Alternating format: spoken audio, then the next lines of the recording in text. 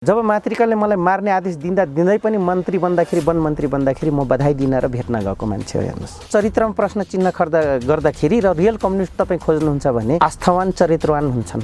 यस्ता त्यो वैशाखको ठाकरामा लहु आफ्नो मुना ठाकरामा समातिरहेको टेन्द्राले तरकारीको टुप्पो काट्ने जस्ता गिरगिटहरू छेपाराहरू जस्तो कम्युनिस्टहरूको मैले कुरा गरेको छैन। भरत दालमाथि त अनि वज्रपात भयो नि त। नै के वज्रपात, प्रचण्ड जस्तोको फ्यामिलीमा त वज्रपात भएन, तिनलाई के हुन्छ? व्यक्तिगत लाभ कसैबाट लिन र व्यक्तिगत लाभ लिने हिसाबले म कुनै पनि मन्त्रीलाई म भेट्न गएको पनि छैन। म जाँदिनँ पनि, काम पर्यो भने मात्रै हो म मन्त्रीलाई छिर्नु, नभए मलाई आवश्यक छैन। आम पब्लिक सरही म रहन्छु।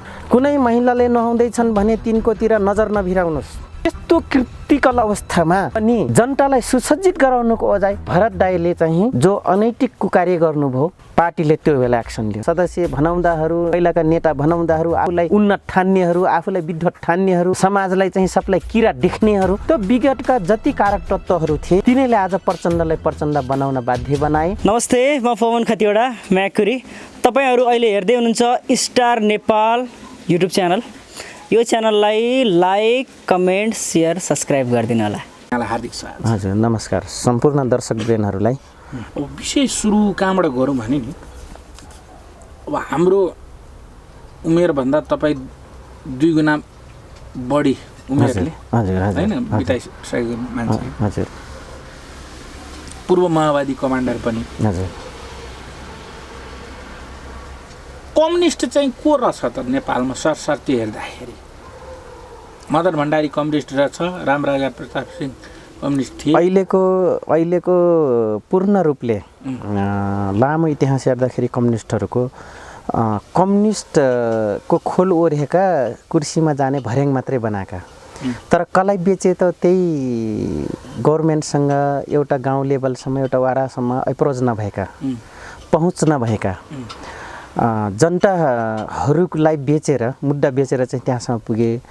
त कम्युनिस्ट को हो यथार्थ रूपमा? जो एकदम निरीह छ, जो गरिब छ, जो कानुनको परिभाषालाई बुझ्दै टोरमटोर गर्न सक्दैन, या नेता या प्रहरी प्रशासन या परिप्रेक्ष्यमा त्यस्तालाई कम्युनिस्ट भनिन्छ भन्ने तपाईँको तर्क? मेरो तर्क। समग्रमा कम्युनिस्ट हो चाहिँ के त? कम्युनिस्ट के हो भने, कम्युनिस्ट के सिस्टम? मदन भण्डारीलाई कम्युनिस्टका पर्यायवाची मानिन्छ। विद्या भण्डारी त कम्युनिस्ट होइनन् भनेर भन्न थाले त यहाँ नेपालमा मान्छेले। यहाँ सुन्नुहोस्, टुटे फुटेका मार्क्सवादीहरूलाई त्यतिखेर पनि 2046 को आन्दोलनपछि 2045मै एउटा एक्सर्साइज भयो। नेकपा एमाले एकीकृत मार्क्सवादी लेनिनवादी बन्यो होइन। त्यो बेला नयाँ भर्सन बोकेका या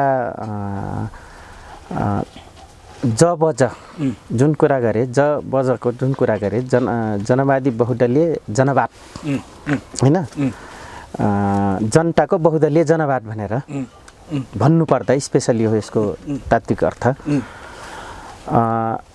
र उनले नयाँ किसिमले नेपालको परिस्थितिलाई, नेपालको आवश्यकता र कम्युनिस्ट आन्दोलनको सम्पूर्ण परिस्थितिलाई हेरेर उहाँले जुन परिभाषित गर्नुभयो त्यसको लागि उहाँ त्यो बेला हिरो हुनुभयो।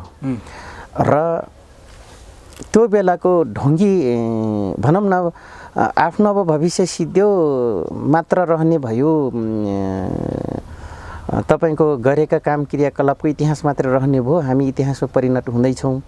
अब यिनले पिकअप लिए भनिसकेपछि अहिलेको खोल ओढेका कम्युनिस्ट भनाउनहरूलाई फेरि पीडा त त्यतिखेर पनि भयो। त्यो बेला दरबारलाई पनि पीडा भएको थियो, त्यो बेला रलाई पनि पीडा भएको रहेछ, हेर्नुहोस् होइन। त्यसपछि त्यो बेला लिबरल अहिलेका संशोधनवादी कम्युनिस्टहरूले पनि पीडा रहेछ। आफूलाई यहाँ सुन्नुहोस् न, आफूलाई हार्डलाइनर सम्झिनेलाई पनि पीडा रहेछ कि यिनीहरू कम्युनिस्ट होइनन्। प्रचण्ड, बाबुराम होइन, केपी ओलीहरू कम्युनिस्ट। यसो हेर्नुहोस् मनोजजी, कम्युनिस्ट प्योर मार्क्सवादी लेनिनवादी मान्दैमा या माओवाद मान्दैमा 1947 को माओवाद 16औं शताब्दी 16औं 17औं 18औं 19औं को रसियाको मार्क्सवाद लेनिनवाद स्टालिनवाद जस्तो पक्कै पनि नेपालमा सुहाउँदो छैन।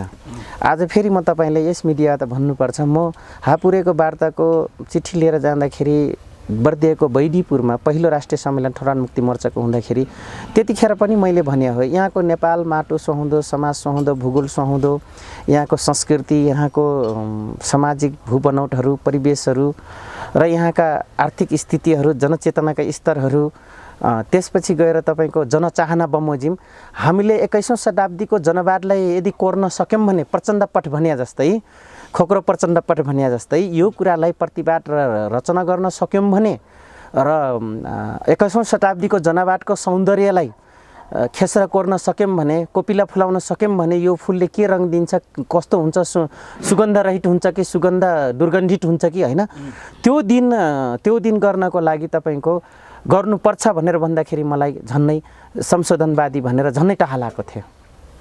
त्यो बेला पनि मैले कारबाही खाएको छु, हेर्नुहोस् है।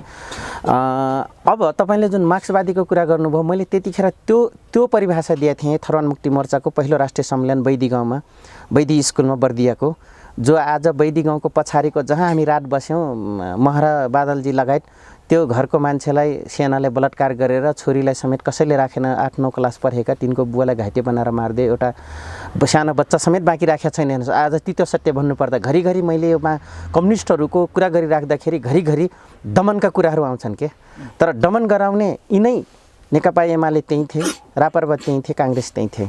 एउटा मात्रै विद्रोही थियो, हामी विद्रोही भन्छौँ तर अन्तर्राष्ट्रिय कानुनमा यिनलाई आतङ्ककारी भनेको थियो। आतङ्ककारी यस मानेमा हुन्छ, तपाईँले फेरि मैले दोहोरो परिभाषित गर्न चाहन्छु र सम्पूर्ण दर्शकहरूलाई आतङ्कवाद, आतङ्ककारी र विद्रोही लिब्रेन कसलाई भनिन्छ भनेर म बराबरी भनिदिन्छु। आतङ्ककारी, आतङ्कवाद भनेको अर्काको भूगोलमा बास बसेर आफ्नो देशको विध्वंस उडाइदिनु, ध्वस्त बनाइदिनु, देशको संरचनालाई तहसमहस बनाइदिनुलाई आतङ्कवादी भनिन्छ र त्यसलाई आतङ्कवाद भन्छ।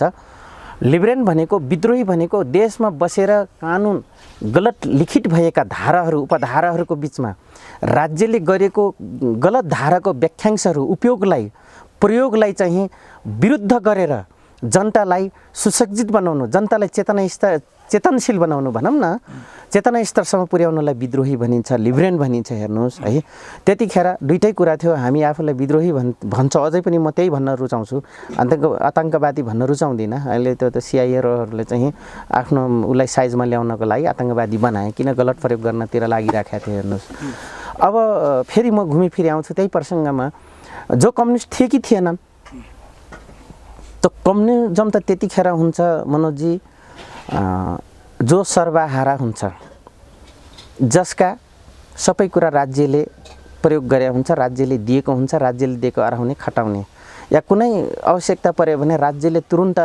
जनकाउन्सिल भनौँ न, जनवादी सिस्टममा जनकाउन्सिल भनेको जनताको परिषद हुन्छ, जनताको तपाईँको वादलाई केन्द्रीय जनवादी अन्तर्गत एउटा स्थानीय जनवादमा ढालेर प्रयोग गर्छ र त्यो काउन्सिलले सम्पूर्ण भौतिक आवश्यकताहरू या भौतिक पूर्वाधारहरू या तपाईँको जनतासँग रहेका सम्पूर्ण सरोकारको फुलफिल गर्छ, भनौँ न। त्यस्ता सिस्टमलाई जनवादी भनिन्छ र कम्युन त्यतिखेर हुन्छ। अहिलेको यसलाई कम्युन भनिँदैन। यो बुजुर्ग बाबुरामजीको भाषा सापट लिने हो भने, डाक्टर साहबको भाषा सापट लिने हो भने यसलाई बुजुर्ग गणतन्त्र, नाम मात्रैको गणतन्त्र भनिन्छ। यसलाई कम्युनिस्ट भनिँदैन। यहाँ त के गरिन्छ भने मनोजी, कम्युनिस्टका दर्शन पढाइन्छन् र कम्युनिस्टका दर्शनहरू मार्क्सका अर्थशास्त्र, एङ्गेल्सका अर्थशास्त्रहरू, माओको किसान क्रान्तिका कुरा गरिन्छ। त्यसपछि गएर तपाईँको होचिमिन, चे गोभाराको कुरा गरिन्छ, बोलोभियाको वारलाई। तपाईँको यी सबै अर्थशास्त्र पढाउने क्रममा कम्युन अर्थशास्त्र र तपाईँको विभिन्न अन्य दार्शनिक, पश्चिमी दार्शनिकहरू जो हुनुहुन्छ युरोपको पेरिफेरीमा रहेका, तिनका अर्थशास्त्र पढाउँदाखेरि हामी मासु र नङको सम्बन्ध जस्तै हामी कौटल्य अर्थशास्त्र, पूर्वीय दर्शनको धार्मिक पहिलो अर्थशास्त्र जो कौटल्य अर्थशास्त्र हो, विष्णुगुप्तले लेख्नुभएका हो, ती अर्थशास्त्रलाई हामी बिर्सिन सक्दैनौँ। अब यही भनिराख्दाखेरि यहाँ कम्युनिस्टहरू कस्ता छन् भने म त्यहीँ आउन खोज्दैछु। कम्युनिस्टहरू के छन् भन्दाखेरि कम्युनिस्ट कोही छैन। यहाँ चुनाव लडिन्छन्, निर्वाचन आयोगमा अडिट गरेर पेपर बुझाइन्छन्, चुनाव चिन्ह लिइन्छ, जनतालाई फेरि कम्युनिस्टको नाउँमा पार्लियामेन्ट सिस्टममा लगिन्छ र भोट राइट प्रयोग गर्न लगाइन्छ र त्यसपछि धाँधली गरिन्छ। अहिले भन्नुपर्दा नेपालको निर्वाचन आयोग 100% भ्रष्टाचारीमा छ। नीलकण्ठ उप्रेतीजी न थिए। नीलकण्ठ उप्रेतीले के गरेछन् भित्रभित्रै आज तितो सत्य भन्नुपर्छ। फेरि बाहुनलाई निकै झट्का पर्ला हेर्नुहोस् है, निकै झट्का पर्ला एउटा थारूले कराउँदाखेरि।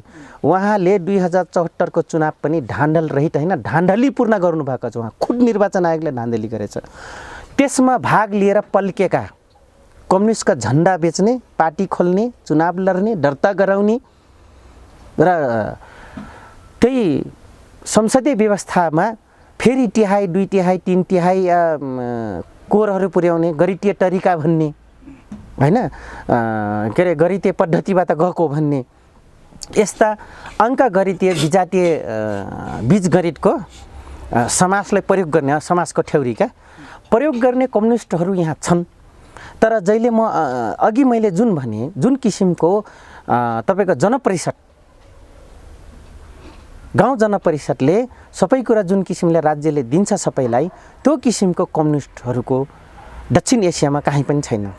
दक्षिण एसियामा सबभन्दा अहिलेसम्म हेर्ने हो भने फेलो राजनीति कहलिन्थ्यो। त्यही भएर तपाईँको प्रजातन्त्रवादीहरूले चाहिँ काहीँ नभएको व्यवस्था ल्याए भनेर कराउँथे के काला काङ्ग्रेसहरू रापरपाहरू लगायत अन्य लेफ्टलाई चाहिँ मन नपराउनेहरू यो कुराहरू भने मैले सुन्थेँ, भन्थेँ। हाम्रै मुखनिर पनि भन्थेँ। मनोजी हेर्नुहोस् है, जुन तपाईँले प्रश्न गर्नुभयो रियल रूपमा आज हाम्रो माओवादी त्यहाँ जाँदा नेकपा बन्दा आफ्नो चोला फेरेर नाम चुनाव चिन्ह सबै बिर्सेर भयभरको कार्यकर्तालाई तुच्छ देखेर जाँदाखेरि यिनीहरूको सबै प्रवृत्ति हेर्नुहुन्छ भने मनोजी रियल रूपमा इन्डिया, दक्षिण एसिया, अझै नेपालको कम्युनिस्ट कोही पनि छैनन्। यी खोल ओरेका कम्युनिस्टहरू हुन्। यसैलाई खोल ओरेको कम्युनिस्टलाई र आफ्नो विचारले बेचिदिएको कारणले गर्दाखेरि चाइनाले पटक सिरी बनाएर ऊ पनि आफ्नो बडा मजासँग उपयोग गर्नेतिर गइरहेका छन्। हिजो मात्रै राति चाइना एक्सलेन्सीले भेट्नुको कारण के थियो? What's the meaning? ओलीलाई 11 बजे राति टाइम लिएको रहेछन् उनी। 11:07 प्रवेश गरेको रहेछन्। त्यो टाइम पनि हामीसँग आएको छ, हेर्नुहोस् है। लगतै तपाईँको न्यायाधीश जोलेन्द्र शमशेर जबरा प्रधान न्यायाधीशज्यू पनि जानुभएको छ केही सुझावको लागि। त्यो सुझाव 2टा मात्रै हुन्थ्यो, या त अध्यादेश, यो अवस्थामा अध्यादेश ल्याउँदा के हुन्छ, या त तपाईँको पनि ओली अध्यादेश ल्याउन खोजिरहेछन्। त्यसैको लागि र फरक अरू प्रसङ्गमा पनि उहाँले छलफल गर्नुभएको रहेछ राति। तपाईँको चाइनिज एक्सलेन्सीज्यूले भेटिसकेपछि लगत्तै उहाँ प्रधान न्यायाधीशज्यू जानुभएको छ, श्रीमान जानुभएको छ होइन। त्यसको एउटा अध्यादेश ल्याउनु थियो भने एउटा मध्यहट्टीमा जान मिल्छ कि मिल्दैन, त्यो पनि उहाँले छलफल गर्नुभएको छ। जे होस् हाम्रो जनकारसम्ममा उहाँले गर्नुभएको छ त्यो कुरामा। तर यस अर नो या राइट यो टाइम एकदम उपयुक्त छ, राइट छ भनेर श्रीमानज्यूले के दिनुभयो त्यो त 1-2 दिनमा यहाँले थाहा पाउनुहुन्छ, या भोलिको उसमा न्युजमा यहाँले थाहा पाउनुहुन्छ मनोजी होइन। अब यो किसिमको कम्युनिस्ट पार्टीहरू चाइनाले खोजिरहेछ, जो खोल मात्रै ओरेको, उसले क्लियर कम्युनिस्ट पनि खोजिरहेको छैन। कठमुल्लावादी टाइपको कम्युनिस्ट पनि खोजेको छैन चाइनाले। आफ्नो अर्थतन्त्र, आफ्नो उत्पादनलाई बजारीकरण कसरी गर्ने र तिब्बतमाथि आइपर्ने सुरक्षा नीतिलाई यस गर्छन् कि गर्दैनन्, उसलाई चाहिएको त्यो हो। इन्डियालाई चाहिँ खुलेआम जहिले पनि र सिआइएहरूले खुलेआम चाइनिजहरूको उपस्थिति जो विगतमा थियो माइनस, जो चाइनिज नामको मान्छे पनि आउँछ र चाइनिज भने त त्यही तिब्बतन शेर्पाहरू होइनन्, तिब्बतन उहरू होइनन् भन्ने क्याम्पमा बसेका मान्छे होइनन् रे भनेर जुन किसिमले प्रश्न गर्थ्यो तपाईँको रसिया युरोपियनहरूले, अब अहिले प्रत्यक्ष रूपमा जब तपाईँले अझै म भन्नुपर्दाखेरि म त अहिले ठमेल भन्दिनँ मनोजी, रमाइलो लाग्न हाँस्नु होला दर्शक वृन्दहरू। ठमेललाई अहिले म ठमेल भन्दिनँ, मिनी गोन्जावा भन्छु म चाहिँ। त्यो भनेको चाइनिजको छ नि त, त्यहाँ चाइनिज छन् सबै हेर्नुहोस्। तर एक से एक इन्टेलिजेन्सहरू छन् त्यहाँ। जस्तै तपाईँले अघिल्लो एपिसोडहरुमा पनि राख्नु मैले राखेँ नि त। जस्तै अब तपाईँको बौद्धहरू पनि के थियो भने नेपालका कम्युनिस्ट चाहिँ को हुन् त मैले यही प्रसङ्ग भन्दैछु। मतलब कम्युनिस्ट छैनन् र कम्युनिस्ट भएका राता कम्युनिस्ट मतलब कोट मात्रै लगाएका राता देखिएका मात्रै कम्युनिस्टले कसरी प्रयोग गरेर आफ्नो उपस्थिति कसरी जनायो भन्ने प्रसङ्ग मैले यहाँसम्म गएको। तर इन रियलमा यिनीहरूको अहिले बिहेभ हेर्नुहुन्छ, बेहोरा देख्नुहुन्छ र जुन किसिमले तपाईँहरूले एक्सपेक्टेसन गरेका थियौँ र नयाँ पुस्ताले जुन एक्सपेक्ट गरेको थियो डेभलपमेन्टको या जनवादी कम्युनिस्टहरू आयो भने अब यी कुराहरू गरिरहँदाखेरि एक खालको कम्युनिस्ट विरुद्ध हामी कहाँ छ, तर त्यही कम्युनिस्टबाट बाहिर निस्किनु भएका जस्तै तपाईँ भरत दाहालजीहरू होइन, अन्य पनि हुनुहुन्छ, रविन्द्र श्रेष्ठ हुनुहुन्छ, धेरै हुनुहुन्छ, मणिजी गइहाल्नु भयो उतै होइन, त्यसपछि उपेन्द्र यादव त्यहीँबाट आएका हुन्। आज यो एउटा कुरा कोट्याउनु सर, हजुर भरत दाहाल कसरी निकालिए माओवादीबाट, त्यो प्रसङ्गलाई अलिकति राखौँ न यहाँ। सुन्नुहोस्, आज धेरैजनाको कुरा गरिराख्दाखेरि मिडियाले एउटा झस्किने विषय आज पाउनेलाई छ। हुन त यो कुरा प्रसङ्ग तपाईँले उठाइदिनु भयो मनोजजी होइन, अस्ति पनि निस्केको थियो, तर त्यो कुरालाई डाइभर्ट गरियो, अर्को मिडियाले डाइभर्ट गरायो होइन। एकदम व्यक्तिगत चरित्रको कुरा पनि आयो। त्यो कुरा नारायण काजीसँग पनि जोडिन जान्छ, त्यो कुरा चाहिँ अहिले नेकपामा फर्किएका पुराना पुन कमरेडसँग पनि जोडिन जान्छ होइन। जो हाम्रो विगत जनसरकार प्रमुख लौटन चौधरीको जो बिटिनुभयो, शहीद हुनुभयो रोमी अपरेसन पछाडि लगत्तै फुलबारीतिर लगेर जङ्गलमा मारिदियो, उहाँको छोरीसँगको व्यक्तिगत रिलेसन कुरा पनि जोडिन जान्छ। हेर्नुहोस् है, भरत दाहालजीले अनैतिक क्रियाकलाप गर्दाखेरि बर्दियामा इन्चार्ज बनेर पठाउँदाखेरि पार्टीले उहाँले गलत अनैतिक काम कुनै थारू महिलामाथि गरिदिएपछिको उहाँको माथिको कारबाही हो। यो भरत दाहालले बलात्कार गर्यो, अब बलात्कारै गरे त होला, अनैतिक सम्बन्धको हात हालाहाल गर्नुभयो नि त उहाँले। अब नगरिकन केन्द्रीय पार्टीमा किन त्यतिखेर कुरा आएको थियो र प्रचण्डजीले त्यो दिन चाहिँ ठुलो विश्लेषक भएर बसेको छ त अहिले काठमाडौँमा। हेर्नुहोस्, विद्वत फरक क्षमता हो मनोजजी, विद्वत फरक क्षमता हो होइन, तर पर्सनल लाइफ फरक विषयहरू होइन। तर पर्सनल लाइफले त्यो विद्वतलाई पनि म्यानेज गर्न सक्छ। हेर्नुहोस् है, उहाँले त्यतिखेर गर्नुभयो र प्रचण्डजी कमरेडले या केन्द्रीय सिङ्गो पार्टीले त्यो बेला चाहिँ उहाँमाथि ठुलो एक्सन लिएको हो। हेर्नुहोस्, र उहाँ बच्नलाई एक त केन्द्र मसालमा जानुभयो हो, जिल्ला इन्चार्ज होइन, त्यो एरियाको सेक्रेटरी बनाएर पठाइएको थियो उहाँलाई, भरत दाहालजीलाई। अनि सेक्रेटरी भएर गएपछि त्यहाँको लडाकु एकजना महिला, थारू महिलामाथि, लडाकु होइन, जहाँ सेल्टर बस्नुभयो, जसको घरमा सेल्टर बस्नुभयो त्यहाँको महिलामाथि उहाँ जाइ लाग्नुभयो। नै त्यो त म नाउन अननाउन छु मनोजजी, किन भन्दाखेरि त्यो मैले नाम थाहा छैन सरी यसको लागि, तर ती व्यक्ति मगराघरी गाउँकै हुन् है, उहाँ त्यहीँ बस्नुभएको थियो। यी कुराहरू नरेन्द्र पिटरजङ कमरेडलाई थाहा छ, म बुद्धिजीवी हो, अग्रज हो होइन, या त त्यो एरियाको इन्चार्ज अहिले पनि टिल नाउ अहिले पनि नेकपामा हुनुहुन्छ। तर भरत दाहालजीले यो कुरा त कहिले आफूले स्वीकार गर्नु भएन न, यो कुरा त पार्टीलाई थाहा थियो, तर यो कुरामा किन जानु, उसको फ्यामिली म्याटरमा पर्सनल लाइफको बारेमा किन इन्टरफेयर गर्नु। तपाईँले त प्रश्न गर्नुभयो, म भन्न बाध्य भएँ होइन। कम्युनिस्टमा यो यस्ता पनि हुँदो रहेछन् र, मतलब पहिला आफ्नो आचरण गलत हुन्छ त उनीहरू दर्शनलाई कसरी फलोअप गर्छन् भन्ने प्रश्नमा तपाईँले यहाँ गर्नुभयो होइन। पछिल्लो समय भरत दाहालजीसँग तपाईँको भेटघाट हुन्छ? उहाँले म जनमोर्चामालाई उहाँलाई साथ दिँदै उहाँले म माथिको गलत एउटा आक्षेप लाउनु भयो। आफ्नो अभिष्ट पुरा गरिसकेर र त्यो अभिष्ट पुरा गर्ने क्रममा इन्डिया विरोधी गतिविधि चलाइदिएर तपाईँको चितवनदेखि पश्चिमको कार्यक्रम फाइनल गरेर आइसकेपछि उहाँको बारेमा अथवा आर्थिकको बारेमा ट्रान्सपेरेन्सी मैले खोज्दाखेरि उहाँले मलाई निकै नै तपाईँको विज्ञप्ति निकालेर, त्यो विज्ञप्ति मेरो यहाँ पनि फाइलिङ छ अझै पनि, त्यो दिन आउँछ भरत दाहाललाई त्यो दिन पनि त्यो विज्ञप्तिको मर्म देखाइदिन्छु। त्यो विज्ञप्ति मसँग चाहिँ यहाँ फाइलमा छ, किन किताबको बिचमा धेरै छ त्यो फाइलहरू होइन, दराजभित्र, किताबको दराजभित्र, र त्यो मसँग छ आरोप लागेको। यो कुरा त अहिले अब जनताले टिभी मार्फत थाहा पाउने हो भने त भरत दाहालमाथि त अनि वज्रपात भयो नि त, उहाँले त एक खालको इमेज बनाइसक्नु भएको छ। नै के वज्रपात हुनु, प्रचण्ड जस्तोको फ्यामिलीमा त वज्रपात भएन, तिनलाई के हुन्छ र? यस्ता वज्रपात त तपाईँको गुरुले गाली पनि गर्ला नि तपाईँलाई, गाली गरेर के जस्तो समाननीय, त्यो अन्धभक्तहरू भन्छन्, विश्लेषक, मैले रिसले भने होइन, देशभक्त। तर के हो भन्दाखेरि कम्युनिस्टहरूको चरित्रमा प्रश्न चिन्ह गर्दाखेरि र रियल कम्युनिस्ट तपाईँ खोज्नुहुन्छ भने आस्थावान चरित्रवान हुन्छन्। हेर्नुहोस् है, यस्ता त्यो वैशाखको के अरे ठाक्रामा लहु आफ्नो मुना ठाक्रामा समातिरहेको टेन्द्राले तरकारीको टुप्पो काट्ने जस्ता गिरगिटहरू, छेपाराहरू जस्तो कम्युनिस्टहरूको मैले कुरा गरेको छैन। मैले रियल कम्युनिस्ट आदर्श कम्युनिस्टको कुरा गरे हो।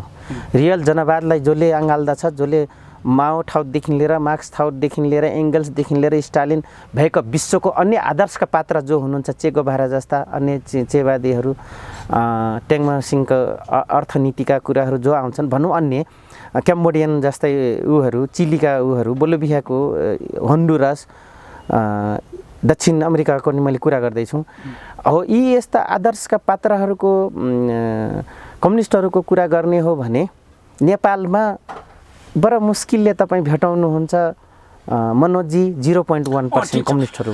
भरत दाहालजी बर्दियामा कुनै घरमा सेल्टर लिनुभयो भूमिगत कालमा।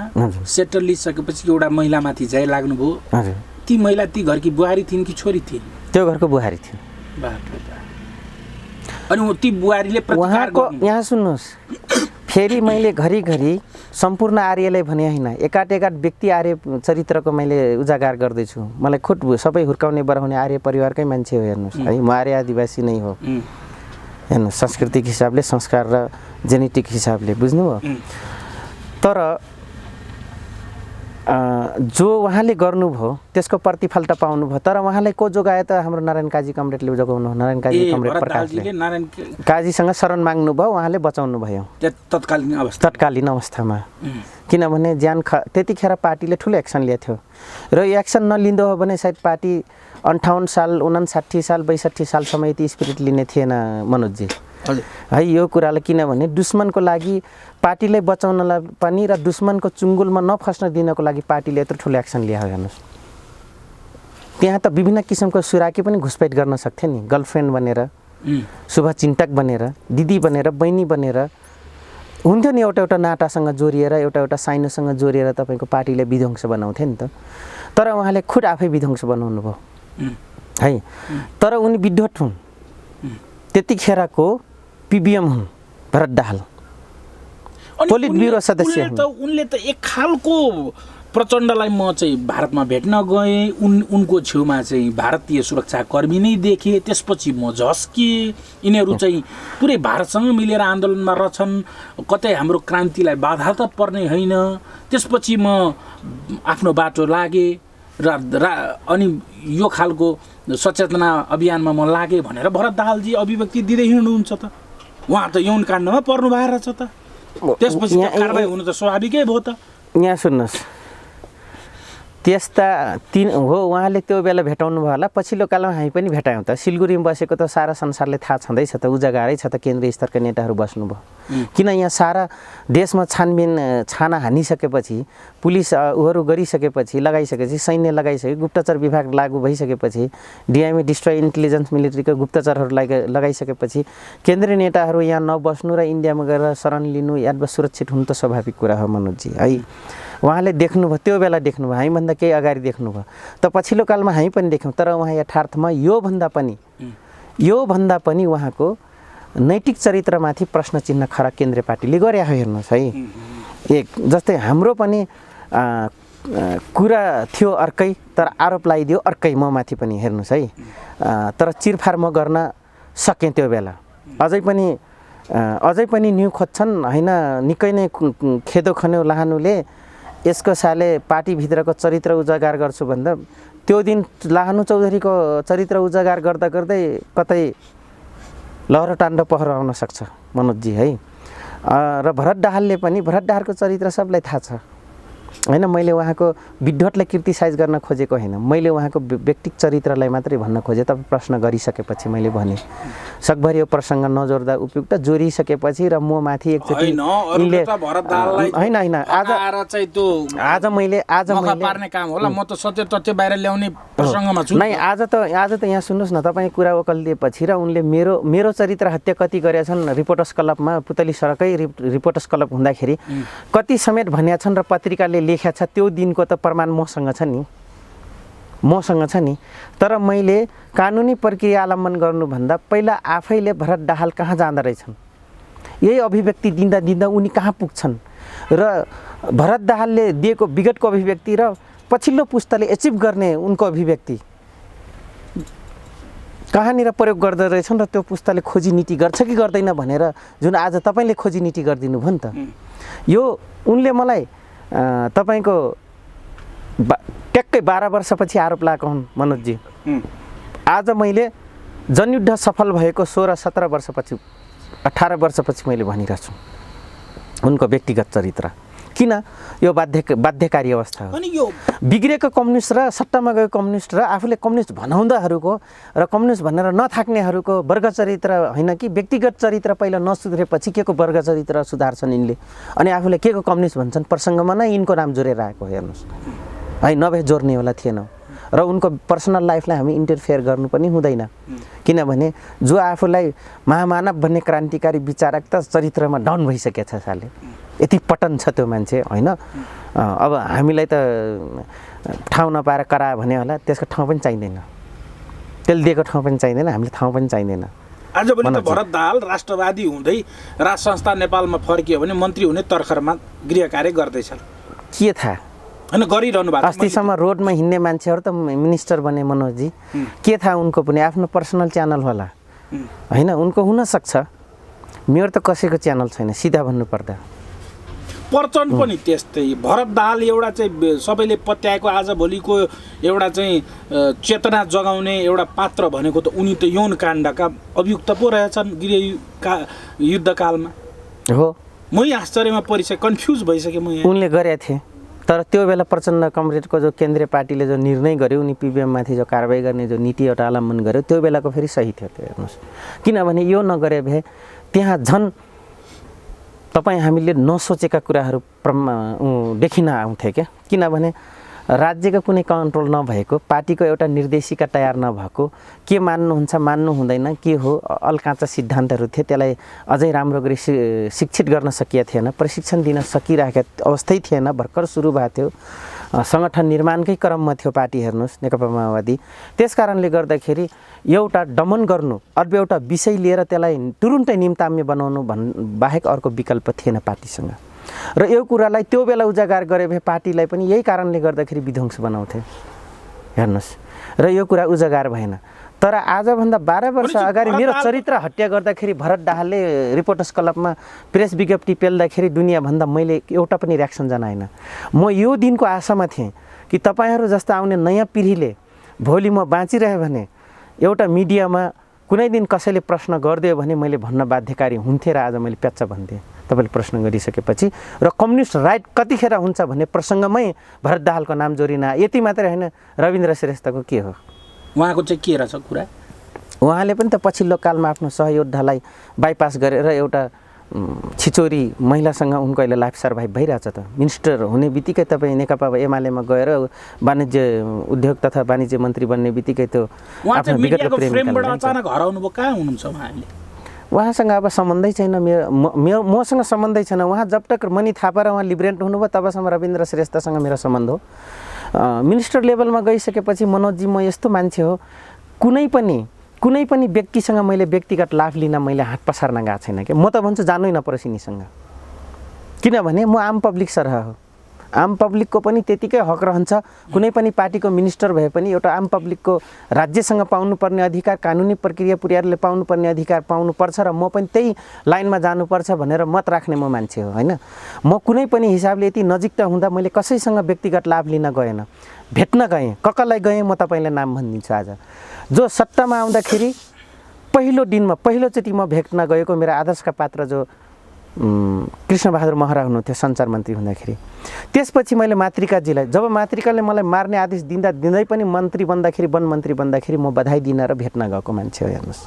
2 तेस्रो पल्ट म भेट्न गएँ तपाईँको अर्थमन्त्री डाक्टर साहब भएपछि म भेट्न गएँ सामान्य कुरा गरेँ त्यो दिन आयौँ।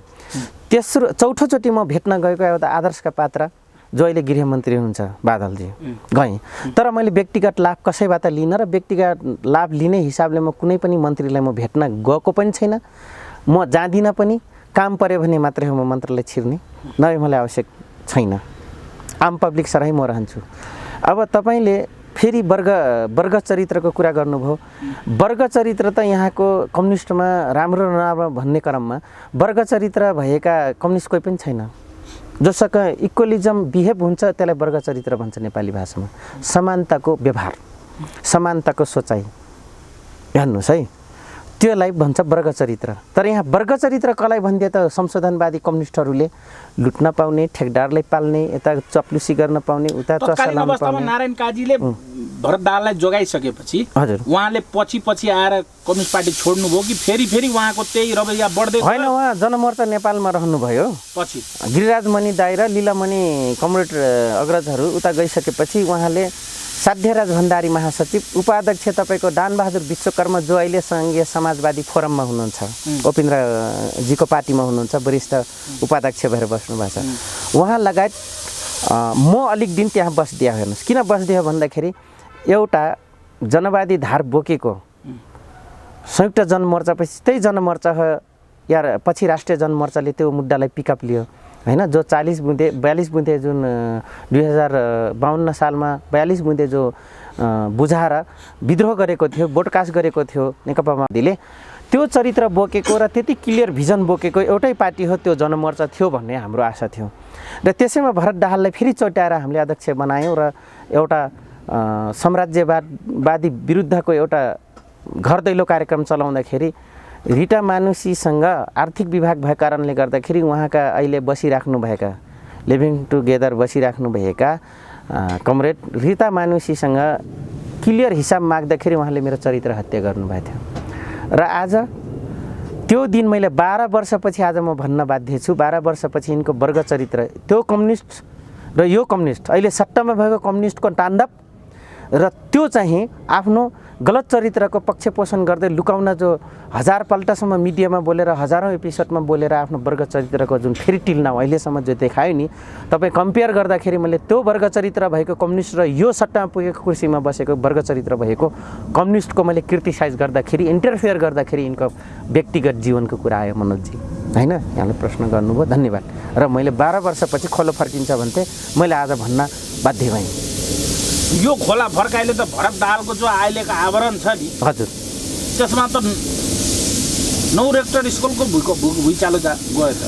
तर त्यस्तो मान्छेलाई मनोजजी 9 रेक्टर, 10 रेक्टर, 11 रेक्टर, 8 रेक्टरले फरक पर्दैन मनोजजी। किन उनीहरू एक त आर्य समुदाय, नारायणपुरको बाहुनको बच्चा हुने हेर्नुहोस् है, त्यो भनेको निकै दाङ घोराहीदेखि पश्चिम, नारायण के अरे तपाईँको तुलसीपुरदेखि पूर्व है, वर्ग त्यो ठाउँको त्यस्तै वातावरण छ। ठाउँमा त मैले सुनेछु भरत दाहालले प्रचण्डको भाषण लेखिदिन्थे, उनी त्यति विद्वत नै लेखाइमा यताउतिमा तिनको कमी कमजोरी छैन मनोजजी।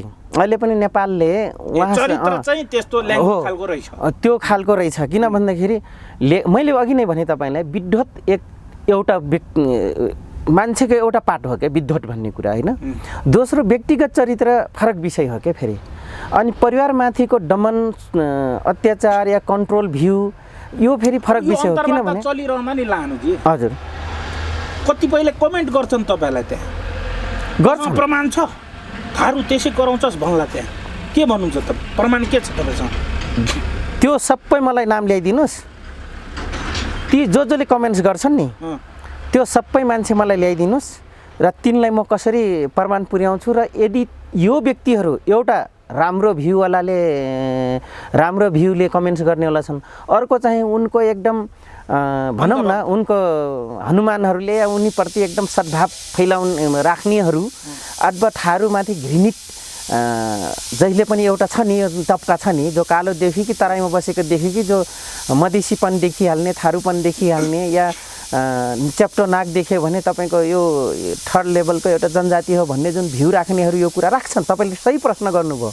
यिनैको वर्चस्व धेरै छ नेपालमा। आज यिनै भ्यू राख्ने व्यक्तिहरूको वर्चस्व धेरै नभइदिए आज तपाईँ हाम्रोदेखि कुर्सीमा बस्नेदेखि लिएर एउटा सामान्य गाउँ लेभल एउटा वडा सदस्य, गाउँको एउटा जनकार व्यक्तिसँग यो चरित्र रहने थिएन। तिनै चरित्रको मान्छेले नै र तिनको चरित्रलाई ढाकछोप गर्ने मान्छेले प्रश्न गर्नेवाला छन्। हजुर, किनभने भरत दाहालको त म पनि फ्यान हो नि। हजुर, म त उहाँलाई सम्मान गर्छु। हजुर, तर उहाँको बारेमा त उहाँले चाहिँ महिलामाथि जुन घरले भात दाल तरकारी खान्थ्यो त्यसकै बुहारीमाथि चाहिँ लाग्ने भन्ने खालको कुरा निस्किएपछि त कुनै दिन जाम्ला नि त सक्नुहुन्छ तपाईँ, कुनै दिन जाम्ला नि त बर्दिया त्यही घरको आँगनमा पुर्याइदिन्छु र त्यही जो अहिले बुढी भइसकेका छन् तिनी व्यक्ति तिनैमा त अन्तर्वार्ता दिलाइदिँदा के भन्छन् दर्शक वीरेनहरू। च्यालेन्जको विषय तपाईँले सोध्नुभयो नि त, मैले च्यालेन्जका साथ भन्दैछु। त्यो घरको मान्छेलाई तपाईँले भेटाइदिएर या कुनै मिडियाले भेटाइदिएर मैले यदि ल्याइदिएँ भने, तर भरत दाहाल अग्रज हुन्, भरत दाहालले यो माथि नलागुन् कि आज लाहनु चौधरीले फरक बिल्ला भिराएर फेरि पनि किल गर्छु उसको माइन्ड भन्नुहुन्छ भने it's will be possible, impossible. बुझ्नुभयो? Not possible. मलाई 12 वर्ष अगाडि तिनले यस्तो नभएको लान्छना लाएर तपाईँको होइन जुन एउटा इग्नोसँग जोडिएको विषयमा नक्ली यस्तो उस्तो जुन भन्नुभएको छ नि पिएचडीको कुरा, त्यो दिनको मेरो चरित्र हत्या गरेको कुरा मैले हान्नु पर्यो भने मुद्दा मसँग प्रमाण छ। फेरि धेरै लेखक र नेपाल पत्रिकालाई हाम्रो अभिलेखकार भनेर बचाउन खोज्छ भने नेपाल पत्रिकाको पनि कसरी धुज्जिउराउँछ। नेपाल पत्रिकाले मेरो विरुद्धमा कहाँनिर छापेछ त्यो पनि मैले फेरि सबुटी प्रमाण दिएर कोर्ट अफ इन्क्वायरीमा जानुपर्ने हुन्छ। मनोजजी, सकेसम्म वर्ग चरित्र एक ठाउँमा हुन्छ, व्यक्तिगत चरित्र फरक विषय हो। बुझ्नुभयो? तर व्यक्तिगत चरित्रले वर्ग चरित्र राजनीतिक र विद्वतलाई असर गरिरहेको हुन्छ। हेर्नुहोस्, आज मैले 12 वर्षपछि एउटा कुनै मोडमा उनको तपाईँले प्रश्न गरेपछि मैले भने, हेर्नुहोस् है, तपाईँले चाहिँ प्रमाणको कुरा गर्नुभयो, अझै म भन्छु। किनभने त अझै म भन्छु, यहाँ सुन्नुहोस् होइन, तपाईँ हिँड्नुहोस्।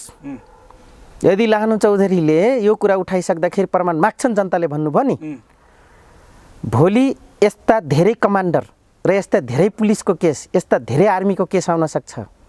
किन भन्दाखेरि यो सबै जनयुद्धसँग जोडिएको विषय छ। किन द्वन्द्व भयो समाजमा, देशमा आताहित भयो जनता, त कसै न कसैलाई हरेक कुरामा चुकाएको छन्।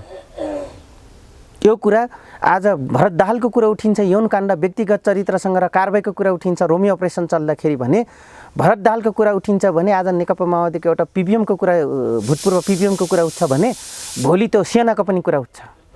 त्यो कुरा उठ्दा तपाईँको जनयुद्धदेखि मात्रै होइन, टिकापुर केसको बलात्कार केससम्म आइपुग्छ। योभन्दा बढी जान्ने कुरा यसले उठाइदिइहाले, साले यथाहरूले एक्लै पेल्छौँ भन्नुहुन्छ भने हामी त्यो पनि रेडी छौँ। I'm ready. किनभने 12 वर्ष अगाडि भरत दाहालले मेरो चरित्र हत्या गरेको छन्। मेरो छोरा पेटमा पनि थिएन, जेठो छोरो, छोरी मात्रै थिए। हेर्नुहोस् है। र रिता मानुषीसँग उनको लिभिङ टुगेदर गरेको अहिले त्यो कमरेडसँग क्लियर हिसाब किताब खोज्दाखेरि मेरो चरित्र हत्या गरेका छन्। एउटा हिसाब पार्टीको एउटा हिसाब किताब क्लियर खोज्दाखेरि त भरत दाहाल चरित्र हत्या गर्छन् भने यो कुरा भनिदिँदा आउन सक्छन्, खनिन सक्छन्, धेरै मिडिया प्रयोग गर्न सक्छन्। तर त्यो आइमाइन, त्यो घरको त्यो व्यक्ति जसले आँखो खुल्ला आँखमा देख्यो आफ्नो स्वास्नीमाथि घोडा चढेको देख्ने व्यक्ति अहिले बुढेसकाल आइसकेको छ, त्यो व्यक्ति मिडियामा ल्याइदिँदा झुन्डिन्छन् कि झुन्डिँदैनन् भरत दाहाल? म यो प्रश्न गर्न चाहन्छु, झुन्डिन्छन् कि झुन्डिँदैनन्? एक।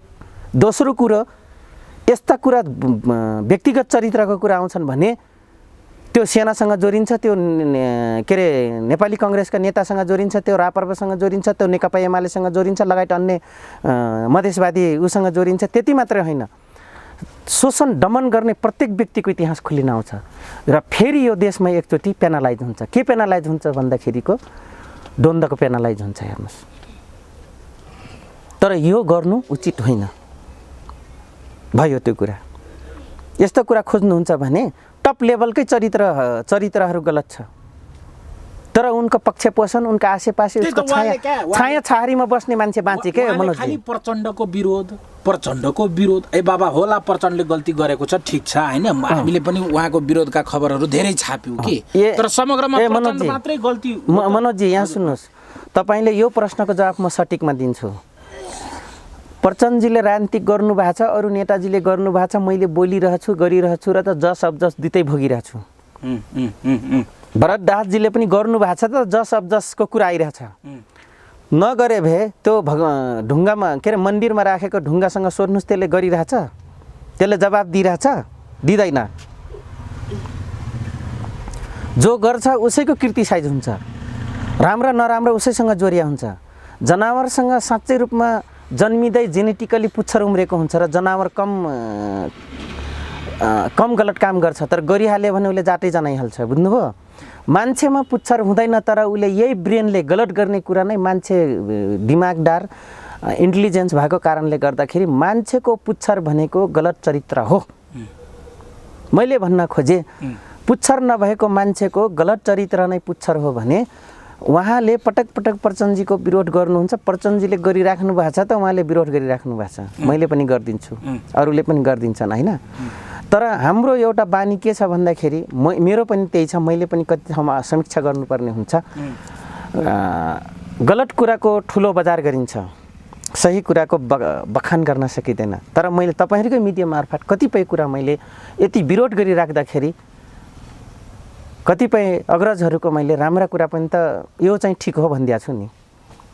र एउटा यो आँट गर्नुपर्छ, दुश्मनको पनि राम्रा कुरा राम्रा भन्न सक्ने आँट गर्नु, र आफ्नै बाउआमाको भए पनि जन्म दिने आमा बाउको पनि गलत कुरालाई गलत भन्न सक्नु नै सत्यतः आदर्श हो। मेरो लागि मेरो स्कुलिङ मेरो फ्यामिलीले सिकाएको कुरा यो हो। मेरो प्रणाम सर, हामीले यो एपिसोडमा चाहिँ असली कम्युनिस्ट को हो त भनेर प्रश्न उठाएका थियौँ। हजुर। खोज्दै जाँदा अहिलेका चर्चित राजनीतिक विश्लेषक भनिएका भरत दाहालको हजुर फेरिस तपाईँले राखिदिनु भयो। जान्न पनि चाहेको थियो र जनतालाई पनि देखाउन चाहेको थिएँ होइन। किनभने गलत कुरा धेरै वर्षसम्म पढाइरहेको यो भरत दाहालले 17 वर्षदेखि क्रान्ति हुन्छ हुन्छ हुन्छ यो साइको हो कि क्या हो भरत दाहाल? क्रान्ति अब हुँदै हुन्न। नेकपा माओवादीको 10 वर्षको जनविद्रोहले जनयुद्धले एक पुस्ताको हतियारको राजनीतिक सिद्ध्याएको छ मनोजजी। यति सजिलै कसैले नबुझ्द हुन्छ। लानु चौधरीले हतियार उठाउन भनुन्, नेभर, म सक्दिनँ। अब के का लागि उठाउने, कसका लागि उठाउने, के का निम्ति उठाउने? 10 वर्ष घाँटी जोडेर जाँदाखेरि सट्टामा पुर्याइदिँदा ब्यालेट राइटहरू प्रयोग गर्दा त यो हालत हामीले देख्यौँ। हामी उनको विरुद्धमा एक शब्द पनि सुन्न चाहँदैनथ्यौँ। आज तिनको विरुद्धमा हामी क्याडरले बोल्नुपर्ने भयो। भुपु क्याडरले र तत्कालीन क्याडरले त के बोल्थे, लुट्न पाइरहेछन्। उनको छाया छत्र छायामा रहेर भ्रष्टाचारदेखि लिएर लुकेका बचेकुचेका पैसा चलाउन पाइरहेछन् र उनीहरू बोल्दैनन्। तर हामी नपाउँदैमा फेरि लानु चौधरी बोल्यो भनेर नभन्नुहोस् होइन। तर के हो भन्दाखेरि हामीले एक्सपेक्टेसन गरेको कम्युनिटीभित्र रहेका न्यूनतम व्यवहारहरू, न्यूनतम वर्ग चरित्रहरू, न्यूनतम तपाईँको जनताको जनजीविकासँग जोडिएको सरकारको विषयहरू पुरा हुन्छ कि भनेर तपाईँको 8 वर्ष लाएर 8 खर्ब रुपियाँ सिद्ध्याएर बनेको संविधानको टुसारापात 5 वर्षमा 2/3 बहुमत जनताले दिँदा पनि नगर्न सक्नेहरूको योभन्दा अर्को के ठुलो कुरा गरिदिनु त मनोजजी? योभन्दा अर्को के बखान गर्नु? 2074 सालमा युरोपियन युनियनको पैसा घिचेर तपाईँको 74 सालमा स्थानीय चुनाव गराउँदा यहाँसम्म पुग्नु र फेरि 5 वर्षमा 2/3 मेजोरिटी 2/3 बहुमत प्राप्त गरेको कम्युनिस्टहरूले गर्न नसक्नु, यिनलाई के भन्ने? यिनले के पूजा गर्ने? अब त पूजा गरिँदैन। हेर्नुहोस् मनोजजी, यिनलाई सम्मान गर्ने ठाउँमा अझै पनि सम्मान गरिदिन्छौँ, तर दिनुपर्ने ठाउँमा डनक बौद्धिक क्षमताले बौद्धिकबाट दिन्छौँ। यौन काण्डका विषयहरू अहिलेका गृहमन्त्रीको पनि आएको थियो पम्पा भुसालसँग। यो त प्रयोगशाला नामक पुस्तकमै छ। यद्यपि त्यो कुरा त्यो राम्रो पनि भयो नराम्रो पनि भयो हो। त्यो बेला केन्द्रीय पार्टीदेखि लिएर सबैमा र विपक्षीहरू काङ्ग्रेस सरकारमा थियो। गिरिजाप्रसाद कोइराला त्यतिखेरका मन्त्री हुन्। खोमबहादुर खड्काजी बित्नुभयो त्यतिखेरको गृहमन्त्रीजी हुन्। हेर्नुहोस्, म तपाईँलाई त्यो बेलाकै कुरा गरिदिन्छु। र यस्ता केन्द्रीय नेताहरूको वर्ग चरित्र व्यक्तिगत चरित्रको बारेमा निकै मिडियाले डाउन गर्नको लागि एउटा दुश्मनले, त्यतिखेर हामी दुश्मन भन्थ्यौँ, मिडियामा निकै ल्याएको थियो। तर उहाँले, म यो कुरा भन्छु तपाईँको एडभान्स विचारबाट म के भन्न चाहन्छु भन्दाखेरि त्यतिखेर उहाँको व्यक्तिगत चरित्र कनेक्सन थियो उहाँसँग। तर के थियो भने न त बादल कमरेडको घर बिग्रियो, त्यसले उहाँको कुनै पनि नातागोटा परिवारमा असर गर्यो। अनम्यारिड हुनुहुन्छ, अहिले पनि अनम्यारिडै हुनुहुन्छ दिदी अग्रज होइन।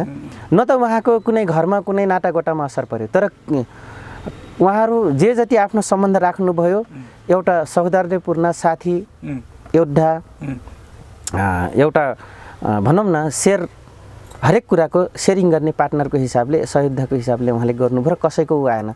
तर त्यो काण्डको दुश्मनले जब बढी मिडिया प्रचारबाजी गरिसकेपछि पार्टीले एउटा निर्णयमा पुग्यो मनोजजी, आज भन्नुपर्छ। त्यस बेला अनि त्यसपछि श्रीमतीसँगै लिएर हिँड्न पाउने, महिलाहरूलाई पनि सँगै त्यहाँ प्रस्ताव बिहेवारी गर्न पाउने होइन, यी कुराहरू आयो। यो कुरा आइसकेपछि आज सबै केन्द्रीय स्तरका, क्षेत्रीय स्तरका, जिल्ला स्तरका नेता कमरेडहरूले आफ्नो आफ्नो परिवारलाई चाहिँ जनयुद्धमा तपाईँको लान पाउने अधिकार एउटा खुल्यो। यो चाहिँ केन्द्रीय पार्टीले त्यतिखेर निर्णय गर्यो। जतिखेर पम्फा दिदी र बादल कमरेडको विपक्षमा बेसरी प्रचारबाजी गर्यो त्यतिखेरको मिडियाले क्या बदनाम गर्नलाई जनयुद्धलाई टुहाउनको लागि त्यतिखेर मिडिया प्रचारबाजी निकै गर्यो हेर्नुहोस् मनोजजी। र यो कुरा दियो केन्द्रीय पार्टीले र त्यसैको फलस्वरूप आज त्यति मात्रै होइन जनवादी धार भनौँ त्यतिखेरको जुन दस्तावेजीकरण थियो जो विश्व क्रान्तिमा मानचित्रभित्र के थियो त भन्दाखेरि महिला पुरुष बराबरको जुन नारा थियो घन्किन्थ्यो त्यो महिला पुरुषको बराबरीको नाराभित्र पनि यौन काण्डले ठुलो मात्रामा पोजिटिभ प्रचार गर्यो क्या। किन गर्यो भन्दाखेरि एउटा त आफ्नो अर्धाङ्गिनीलाई सँगै लिएर हिँड्न पाउँदाखेरि क्रान्तिको हकदार बराबर भयो त अधिकारको हकदार पनि ऊ बराबर भयो हेर्नुहोस् महिला दिदीहरू। र हामी महिलाहरू चुल्हो चौको घरभित्र मेलापात तपाईँको बारी खनाई श्रीमानसँग जिउ भन्ने मात्रै होइन कि महिलाले पनि क्रान्ति गर्न सक्छन्, राज्य चलाउन सक्छन्, अधिकारको लागि बराबर हिस्सेदार हुन सक्छन् भनेर त्यो बेलाको त्यो दुईटा काण्डको प्रचारबाजीले चाहिँ यता चाहिँ फिडब्याक दियो हेर्नुहोस्। यो पोजिटिभ थियो। नेगेटिभ त के थियो भन्दाखेरि तपाईँको यो के हुन्छ भने अब फेरि मैले आज चाइनालाई झस्काउने या माओ थर्ड विचारधारा लिने एउटा र आदर्शका पात्र प्रोफेसरहरूलाई माओको थर्ड विचारहरू पढाउने विभिन्न युनिभर्सिटीका पोलिटिकल या फिलोसफरहरूलाई एउटा कुरा झस्काउने विषय अझै म भनिदिन्छु व्यक्तिगत चरित्रका कुराहरू। माओको त 4वटा श्रीमती थिए त हैन त्यो श्रीमती हुनु र बलात्कार गर्नु फरक चिज हो। फरक चिज हो अभियसली अफकोर्स। तपाईँले जे भन्दै हुन्छ राइट भन्दै हुन्छ। श्रीमतीमाथि आँखा लाउनु त्यो अलग चिज हो। त्यो अलग चिज हो। माओले त के भन्नुभएको छ भने आफू सुतेको ठाउँको बिस्तारा पल्टाएर त्यसलाई ठिक ठाउँमा लाउनुहोस्, जनताले दिएको सियोको पैसा पनि तिर्नुहोस्, कुनै महिलाले नुहाउँदैछन् भने तिनकोतिर नजर नभिराउनुहोस्, हेर्नु हुँदैन भनेका छन्। 8वटा माओ ठाउटको एउटा राम्रो छ, मैले 4-5वटा मात्रै भने तपाईँले। सिम्पल बेसिक कुराहरू माओवादीको हजुर माओ सेतुङको हजुर भरत दाहालले प्रयोग गर्न सकेनन्। त्यो कसरी प्रयोग गर्थे तपाईँले म भनौँ आज बडा एउटा त्यो बेलाको मान्छे छन् भने भूमि सुधार उसमा त्यो बेलाका मान्छेहरू डाङमा बसेका कुनै हाकिम छन् भने मैले भनेका आज शब्दहरू बहुत गहनको विषय हुनेवाला छ र उहाँलाई बडा मजा लाग्नेछ। फेरि म इतिहास 2022-21 को म फर्काइदिँदैछु। 2021 सालमा महेन्द्र सरकारले तपाईँको भूमि सुधार क्रान्तिकारी चलाउँदाखेरि काठमाडौँमा 2021 सालमा लागू भयो भने 2021 सालमा तपाईँको डाङमा भूमि सुधार लागू गर्नुभयो। त्यतिखेर महेन्द्र सरकार हुनुहुन्थ्यो। त्यो बेला किन डाङमा भूमि सुधार चलायो त भन्दाखेरि यदि यहाँ भूमि सुधार काठमाडौँमा चलाउँदा 2021 सालमा भूमि सुधार क्रान्तिकारी भूमि सुधार तपाईँको डाङमा नचलायो भने त्यहाँको ठाउँ त्यहाँको सोसाइटी यस्तो उग्र थियो सायद त्यो बेला गाईचोर भनेर लेबिल झापाले पायो भने एउटा दुईटा गलत कामले गर्दाखेरि सबै झापालीलाई होइन एउटा दुईटा झापालीको गलत क्रियाकलापले गर्दाखेरि चाहिँ र बेरोजगार युवाले गरेका एउटा चरित्रका कारणले गर्दाखेरि सम्पूर्ण झापाली दाजुभाइहरू बदनेट कमाउनु भयो। एउटा जाली फटाहाले गरेको कामको कारणले गर्दाखेरि स्याङ्जालीको बदनाम दुर्गन्धित भयो आनाकमा। त्यसरी नै डाङमा त्योभन्दा खतरनाक शोषक दमन गर्ने टाइपका मान्छे थिए। त्यो समाज र त्यो वर्गको मान्छे हो नि त भरत दाई। उसै पनि ऊ आर्य हो, उसै पनि ऊ ताकाधारी सीताराम तामाङले लेखेको। छातीभित्र चाहिँ सामन्ती मानसिकता छ।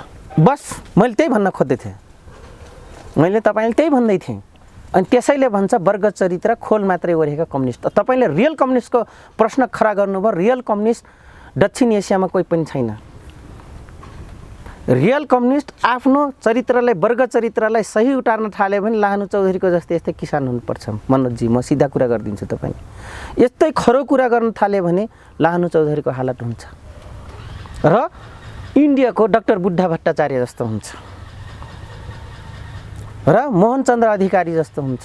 सर एउटा कुरा नि तपाईँले रोमियो अपरेसनको कुरा बिचमा निकाल्नु, मैले त्यसलाई अलिकति प्रश्न पारेँ। के थियो त्यो रोमियो अपरेसन माओवादीभित्र? किलो सेरा 2 भन्ने एउटा थियो, एउटा रोमियो थियो हेर्नुहोस्। किलो सेरा 2 त सेनाले चलाएको गिरिजा। होइन 2052 सालमा नेकपा माओवादी जनयुद्ध छेडिसकेपछि बोटकास्ट गरिसकेपछि किलो सेरा 2 चल्यो। त्यसपछि रोमियो अपरेसन चल्यो।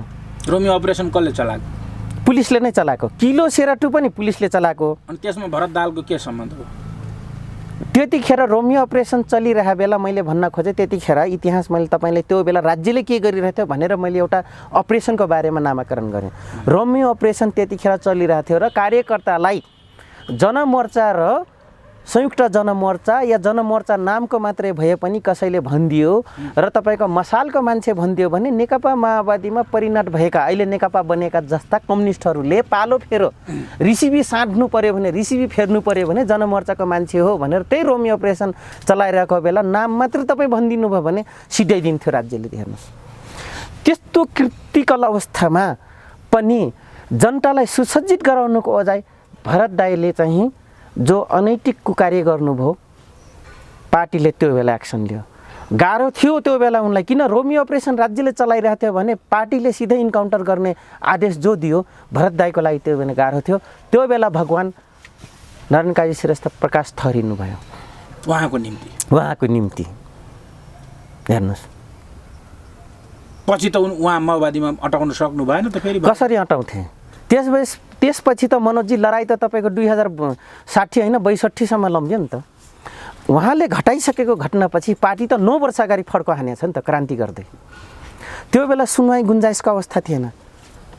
खुद मेरै घरभित्र घटना गर्दा गर्दै एउटा केन्द्रीय लेभलको नेतासँग एट्याचमेन्ट भएको त्यो नलायक माफिया भूमाफिया त मैले यत्रो हतियार चलाइदिँदाखेरि त तपाईँको यत्रो ठुलो मैले बमण्डर गर्नु पर्यो।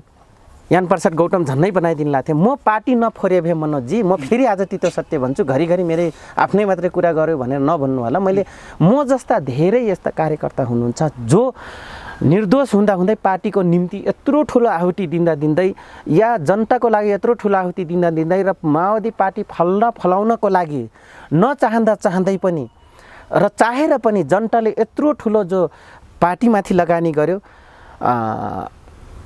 पुलिस आर्मी हुँदा पनि यो चाहिँ हाम्रो वर्गको लागि उत्थानको लागि चाहिँ लागेको पार्टी हो भनेर नोकरी एकतिर छ भने विचार एकतिर बोकेका दाजुभाइ पनि आन्तरिक कारबाही बोकेका छन्। म सबै सेनालाई गलत भन्दैन, म सबै पुलिसलाई पनि गलत भन्दैन। सबै फरक विचार राख्ने पब्लिकलाई जनतालाई हामी जस्ता आम नागरिकलाई म भन्न चाहन्न। तर के थियो भने यस्ता विचार राख्ने आस्थावान व्यक्तिहरू आर्मी पनि थिए, हामीप्रति आस्थावान राख्ने उनीमाथि पनि कारबाही चल्यो, क्षति बेहोर्नु पर्यो। पुलिसमाथि पनि कर्मचारीमाथि पनि त्यो क्षति बेहोर्नु पर्यो। पब्लिकले त बेहोर्यो मनोजजी। तर के गर्यो त भन्दाखेरि यस्ता धेरै कमरेडहरूले यस्ता धेरै कार्यकर्ताले व्यक्तिगत अनैतिक चरित्रले गर्दाखेरि त्यो बेलाको राज्य त्यसैलाई मेटर बनाएर त्यसैलाई मुद्दा बनाएर तपाईँको दमन गर्न अझै प्रेरित गर्यो। त्यो भरत दाहालको पनि त्यो बेलाको रोमी अपरेसनको बेलामा यस्तो क्रिटिकल अवस्थामा पनि उनले जो गलत चरित्र देखाए नि त्यो थप राज्यलाई ऊर्जा भयो। हेर्नुहोस् माओवादीलाई बदनाम गर्नको लागि अनि यिनले ठुलो कुरा गर्छन्। मेरो त 12 वर्ष अगाडि उनले हुँदै नभएको आरोप लाएर चरित्र हत्या गरेका छन्। मसँग उनले पेलेको स्टेटमेन्टको प्रमाण छ र आज हामी फरक अभिलेखको स्तम्भकारको रूपमा भरत दाहाललाई बेला नेपाल पत्रिकाले तपाईँको मन्थली एक स्क्रिप्टको उनले लेख्यो भने 6000 रुपियाँ तिर्छ अरे।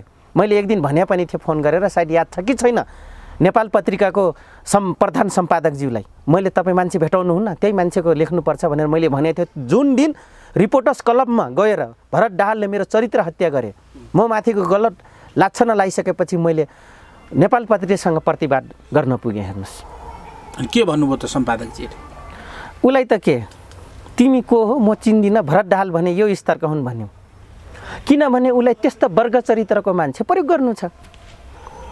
र भरत दाहालले स्क्रिप्ट लेखुन्जेलसम्म मनोजजी त्यो पुस्तकमा अझै औँलामा गन्ने पत्रकार अग्रजहरू हुनुहुन्थ्यो। आज फर्स्ट वरियता क्रममा हुनुहुन्छ। र त्यो बेला मिडियाहरू थिएन, एउटा नेपाल टेलिभिजन थियो। नेपाल टेलिभिजनमा पर्दामा देखिनु भनेको उसलाई मन्त्री देखिँदैन थियो होला, कुनै विशेष कार्यक्रममा मात्रै भिजुअलमा देखिन्थ्यो भने एउटा फिगरमा आउने, जहिले पनि पर्दामा फिगरमा आउने, त्यो आफूलाई नै सर्वेसारा ठान्थ्यो। हेर्नुहोस् त्यो बेला नेपाल टेलिभिजन बाहेक नभएको कारणले गर्दाखेरि र त्यो बेला तपाईँको स्क्रिप्टकार स्तम्भकारहरू चाहिँ पत्रिकामा लेख्नेहरू चाहिँ आफूलाई त्यो बेला मतलब भरत दाहालको एजमा एकाध औँलामा गनिने पत्रकारिता थियो क्या, जो अहिले तपाईँहरूको नयाँ पुस्तामा आएर एडभान्स किसिमको इलेक्ट्रो पत्रकारिता भनौँ, इलेक्ट्रो जर्नलिजम र तपाईँ ग्लोबल जर्नलिजम जुन तपाईँहरू आउनुभयो र एडभान्स र अझै हाई टेक्नोलोजी जर्नलिजम जुन विकास भयो, डेभलप भयो, त्यो पछि त यस्ताका चरित्रहरू त उडाङ्गिने नि। जस्तै कुरा गर्दा गर्दै कतिपय कुराहरू होला मेरो पनि कमी कमजोरी छ यसलाई म होइन कमेन्ट्समा सच्याउने कुरा पनि कतिपय आउँछन् सबै कुरा फेरि मेरो अगेन्स्टमा आउँदैन कतिपय सुझावको रूपमा पनि मलाई आउन सक्छ तपाईँको मिडियाबाट मलाई होइन त्यो राम्रो कुरा हो फेरि है मैले भन्न खोजेँ आज रियल कम्युनिस्ट खोज्नु पर्दा र रियल लेखक मैले देशभक्तिको अन्तर्वार्ता गर्दा उहाँलाई सोधेको थिएँ यत्रा माओवादीहरूले लुटे तपाईँले लुट्न सक्नु भएन त्यो योग्यता चाहिँ तपाईँमा भित्र रहिदो रहेछ नै पैसाको बारेमा तपाईँलाई सोध्छु पैसाको बारेमा त यहाँ सुन्नुहोस् एउटा कुरा है फेरि उहाँको व्यक्तिगत अनैतिक चरित्रको कुरा गर्दा गर्दै भरत दाहालले पनि पैसा चाहिँ लिएका छैनन् पार्टीको हेर्नुहोस् है किन उनले नगरेको कुरा म भन्न सक्दिनँ पिबिएम हुन् पोलिट ब्युरो सदस्य हुन् त्यो त उहाँको लय खुवाइबाट देखिहालिन्छ उहाँसँग के छ उहाँले पनि लिनु भएन पोलिट ब्युरो सदस्य हो पिबिएम हो नट नर्मल मेम्बर हेर्नु त्यतिखेरको अवस्थामा है उहाँले पनि यो पैसा लिनुभयो अब मलाई तपाईँले प्रश्न त्यही गर्दै हुनुहुन्छ मैले पनि त्यो ठाउँमा भूमिका निभाएँ जुन ठाउँमा थिएँ जतिखेर पनि भूगोल इन्चार्जले भनेको भए एउटा नामै गलत बेचिदिएर फलाने नेतालाई यो या हामी वार्ता सचिवालयमा भएका या अन्य केन्द्रीय स्तरको नेताको नाम बेचेर मभन्दा माथिको स्तरको नेताको नाम बेचेर मैले भूगोलको इन्चार्जसँग सेक्रेटरीसँग पैसा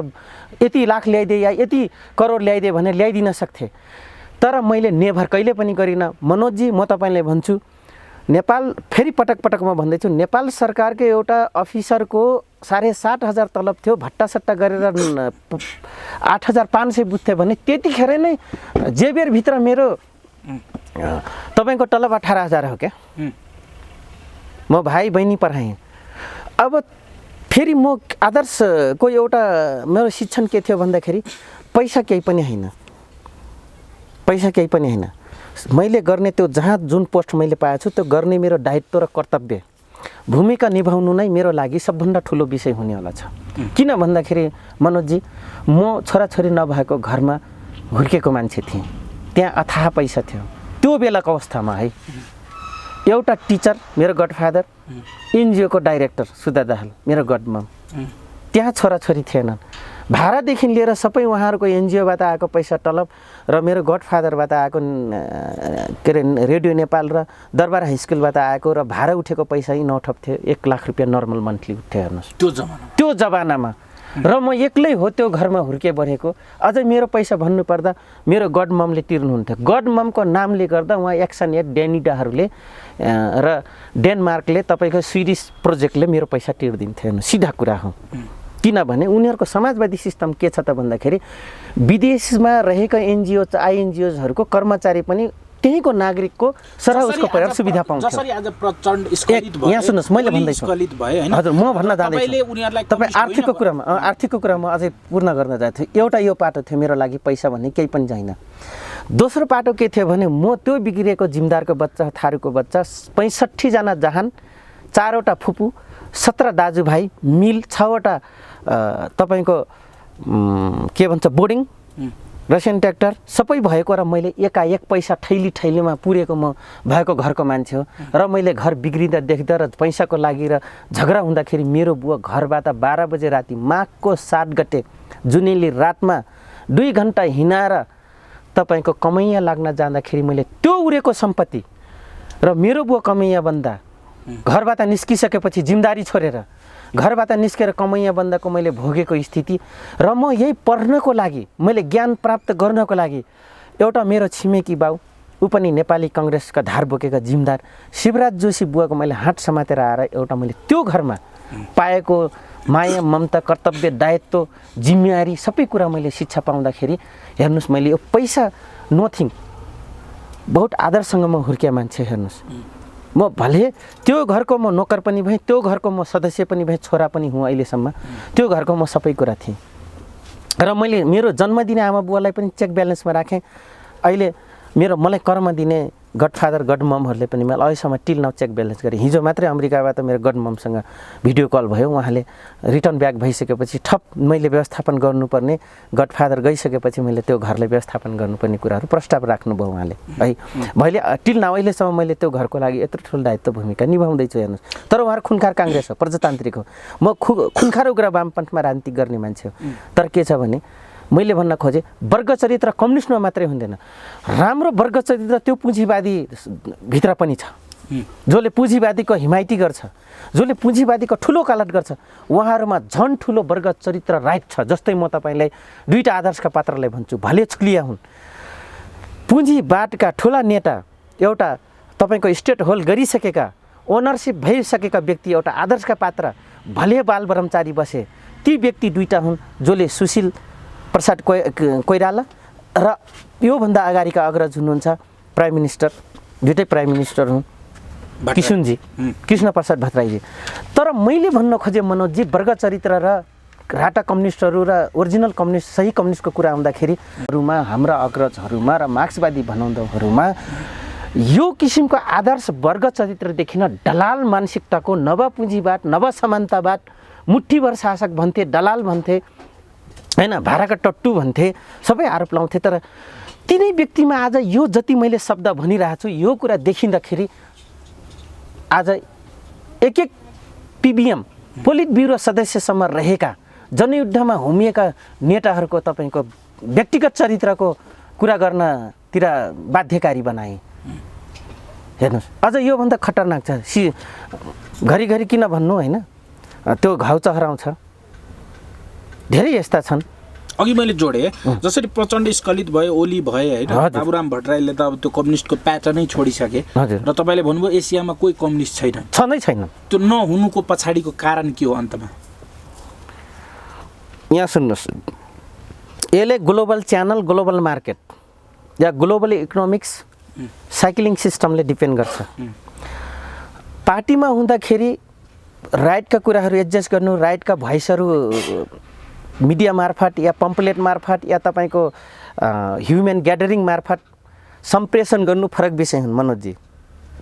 यो तपाईँ अलिकति डिपली फिलोसफिकल कुराहरूमा ल्याउनु भयो, तपाईँले प्रश्न गरिदिनु भयो होइन। त्यसपछि गइसकेर सट्टामा गइसकेपछि international channel relation, policy, interconnection, intermobilisation, management, eco product, eco financial support, check ब्यालेन्सहरू, धेरै कुराहरू आउँछन्। हेर्नु, जब सट्टा प्राप्त गरिसकेपछि त्यो चेयरमा तपाईँको सिटिङ भइसकेपछि होइन, चेयर वन गरिसकेपछि त्यो कुराहरू आउँछन्। त हामी जस्तो भूपरिवेष्टित देश, त्यही माथि विकासोन्मुख देश, नयाँ कल कारखाना छ, भएका एउटा पञ्चायतकालीन अवस्थामा जति पनि कल कारखानाहरू थिए त्यसलाई डिसेन्ट्रलाइज गरेर फुटाएर त्यसलाई व्यक्तिमा निहित गराइदिएर त्यसलाई डिस्ट्रोय गऱ्यौँ, विनाश गऱ्यौँ। त्यसलाई व्यक्तिगत रूपले त्यसलाई रिस्ट्रक्चरिङमा जान सकेनौँ, रिबिल्डअप गरेनौँ र त्यसलाई के गर्यौँ त युटिलाइज प्रोडक्सन सबै हामी माइनस गरायौँ। के भयो त, मलाई थाहा छ मनोजजी, म त्यहीँ कैलालीको मान्छे हो। 2043 सालसम्म, 44 सालसम्म हाम्रो बुवाहरू टिकुनियामा धान बेच्न जानुहुन्थ्यो। 2046 सालपछि त्यो कुरा रोकियो। तर के कुरा रोकियो त भन्दाखेरि चामल अहिले हामी बङ्गलादेशबाट ल्याउँछौँ हो। आफूलाई उच्च घरान भनाउँदाहरू बङ्गलादेशमा उत्पादन भएका लङ रेन्जको चामलहरू खानुहुन्छ, जो अधिकांश बङ्गलादेशबाट प्याक भएर आएको हुन्छ। हेर्नुहोस् है, अहिले अलिअलि कृषिले फड्को हानिरहेछ है, त्यो किसिमको ब्रान्डहरू यहाँ उत्पादन गरेर आफ्नो एक किसिमको उद्योगहरू आइरहेछ। अनि त्यो चरित्र भएको व्यक्ति जब उत्पादन भइसकेपछि कसरी कम्युनिस्ट रहन्छ? कम्युन भनेको जरबाट प्रोडक्टदेखि लिएर सेल्फ इकोनोमिक्स साइक्लिङ, इकोलोजिकल पावरदेखि लिएर स्ट्यान्ड पावर भनौँ न, कार्यपालिका, न्यायपालिका, के अरे व्यवस्थापालिकादेखि लिएर तपाईँको लोकल लेभलसम्मको, स्थानीय लेभलको सबै कुरा, परिषदहरू र व्यवस्थापन, म्यानेजमेन्ट सिस्टम, रुल रेगुलेसन, यी सबै कुराहरू आफ्नो हाँक्न सक्ने भए पो एक। दोस्रो कुरो, कतै भोलि प्राइम मिनिस्टर बनिँदैन कि फलानेको सेवा नगरी त मेरो नाम गुमनाम रहने भयो, सिंहदरबारको फोटो भित्तामा मेरो नामै टाँसिँदैन कि, फोटो टाँसिँदैन कि, कति नम्बरमा पर्छु कि पर्दिनँ भनेर यो गरिब मानसिकता बोकेको मान्छेले कसरी तपाईँको उ गर्न सक्छ मनोजजी? सबैको यही होइन ललाही। तपाईँले जे भन्दै हुनुहुन्छ कि आज स्खलित भए, स्खलित हुनु स्वाभाविक हो त, स्खलित हुन्छ नि त। स्खलन गराउने काम त जसले इन्भेस्ट गरे त्यसले गराइरहेछ नि त होइन? बल्ल एसियामा किन कम्युनिस्ट छैन भन्ने कुराको उत्तर आयो। आज कम्युनिस्ट अमेरिका हो, कम्युनिस्ट डेमोक्रेटिक होइन, के अरे अमेरिकाका डेमोक्रेटिक होइन, देखाउने ऊ मात्रै हो, हात्ती जस्तै हो, चपाउने डाँट उसको भित्र छ, देखाउने डाँट अर्कै छ। तर देखाउटी रूपमा कम्युनिस्ट हो, तर कम्युनिस्ट छैन, चाइना डेमोक्रेटिक हो। आज तपाईँले जो दक्षिण एसियाको रूपमा कम्युनिस्टको व्याख्या गरिदिनुहोस् न त, अलिकति भन्नुहोस् न त भन्दाखेरि आज पश्चिमाहरूले जति पनि काम गरेका छन् उनीहरूले डेमोक्रेटर भन्दा बडा राम्रोसँग कम्युनिस्टहरूले मन पराउँछन्। अधिक इन्डिया भन्दा, किन ठुलो राष्ट्र छ इन्डिया, इन्डिया भन्दा एनजिओ फस्टा छ भने आज सबभन्दा बढी नेपालमा हो।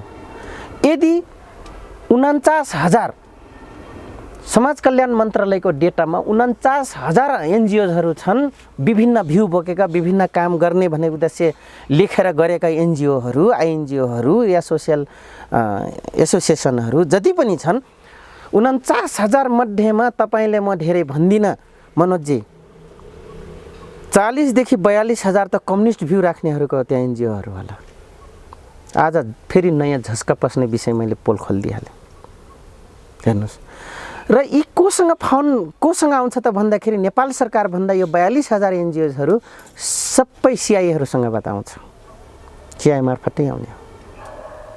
किन डलर उनको ठुलो छ, रुपियाँले कहीँ चलाउन सक्छ, रुपियाँ त आफ्नै खल्टीमा चुरोट खानु त हुँदैन उनीहरूले, के को यहाँ सेवा गर्थे, के को यहाँ पैसा प्राप्त गर्थे, 60 पैसा त त्यहीँ बढी हुँदा त हामीले हुँदैन। अब नेपाली जनताले बुझिसके कि अझै बुझाउन बाँकी छ? बुझेछन् तर बुझ्न चाहँदैनन्, किनभने राज्य बुझ्न चाहँदैनन्। यस कारणले बुझ्न चाहँदैनन् पब्लिकहरू। डे टु डे समस्या आफ्नो एकतिर छ, पढाइको जो हो महँगो लाइफ छ, अझै तपाईँको इलेक्ट्रोनिक च्यानलले त के पनि गरिदियो भने मान्छेलाई झन् महँगो जिन्दगी र एकहोरो बनाइदिएछ। हेर्नुहोस् अहिले डिजिटलले झन् इन्टरनेट मार्केटिङले झन् बिजी, डिजिटल स्वार्थी पनि फेरि अमेरिकन्सकै हातमै छ, अमेरिकनका हातमा छ। हेर्नुहोस् होइन, यिनीहरूले विश्वलाई आफूतिर सेन्ट्रलाइज गर्नको निम्ति यिनीहरूले यसरी नै नयाँ चिजहरू प्रयोग गर्दै जान्छन्। र फेरि यो राम्रो कुरा पनि हो, नराम्रो कुरो होइन।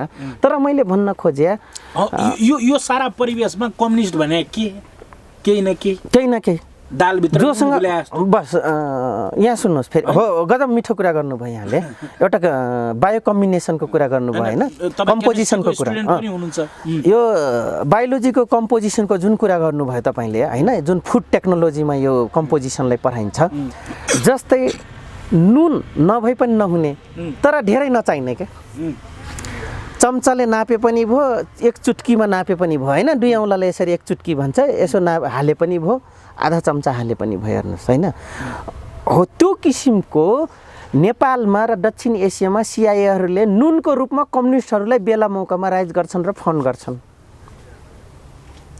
डेमोक्रेटरले नेभर कम्युनिस्ट जन्माउने काम गर्दैन। दक्षिण एसिया अफ्रिकाको सोसलिजममा लाग्ने र सोसियल भ्यू राख्नेहरू, सोसियल लेगेसी राख्नेहरू कहिले पनि कम्युनिस्ट जन्माउँदैन। कम्युनिस्ट जसले जन्माउँछ त्यो साम्राज्यवादीहरूले मात्रै जन्माउँछ कम्युनिस्ट, जो सिआइएहरू यसमा फर्स्टमा आउँछन्। त्यसपछि दक्षिण एसियामा यो कुरामा आउने भनेको लोकतान्त्रिक पद्धति अपनाएका हौँ, इंडिया के सबसे बड़ा लोकतन्त्र हमारा है भनेर मोदीजीले जहिले पनि भनेर ठाक्नुहुन्न। इन्डियन प्राइम मिनिस्टर होइन, बडा मिठो पाराले बडा गजबले भन्नुहुन्छ, उहाँको एकदम डम्भपूर्णले उहाँले भन्नुहुन्छ होइन। भन्दा एउटा कम्युनिस्ट र यसलाई एनजिओलाई उब्जाउने र कम्युनिस्टलाई फिडब्याक दिने एउटा दक्षिण एसियामा इन्डिया अहिले नयाँ उसमा आयो, जो नेपालको उसमा राम्ररी प्रयोग भएको त देखियो नि त होइन। त कम्युनिस्ट यस कारणले छैनन् मनोजजी, हरेक मैले उदाहरण दिएँ तपाईँले। बहुत महत्त्वपूर्ण विषयमा आज हामीले कुरा गऱ्यौँ, जस छर्लङ्ग तपाईँले भन्ने कोसिस गर्नुभयो। हजुर, अब प्रचण्डलाई मात्रै किन गाली गर्ने? प्रचण्डसँग लागेका अरू पनि त दोषी छन्। ऊ बेलामै प्रचण्डभन्दा बढी पढेको त बाबुराम भट्टराई थिए मनोजजी, उनको बुद्धि किन खुलेन? खालि प्रचण्डलाई मात्रै गाली गर। फेरि म प्रचण्डको हनुमान होइन, फेरि एउटै कुरो धेरै भयो क्या, खालि प्रचण्डलाई गरे प्रचण्ड बिचाराले न कसैमाथि मुद्दा हालेका छ न केही। अब यो प्रचण्डलाई गाली गर्यो, मैले अघि तपाईँले भने आज गरेका छन् र जस अब जस भोगिरहेछन्। त्यो बुझेँ मैले। नगरे भए भोग्ने थिएन यी सारा प्रचण्ड चिजका कमरेड दोषी प्रचण्ड मात्रै त पक्कै होइन। होइन।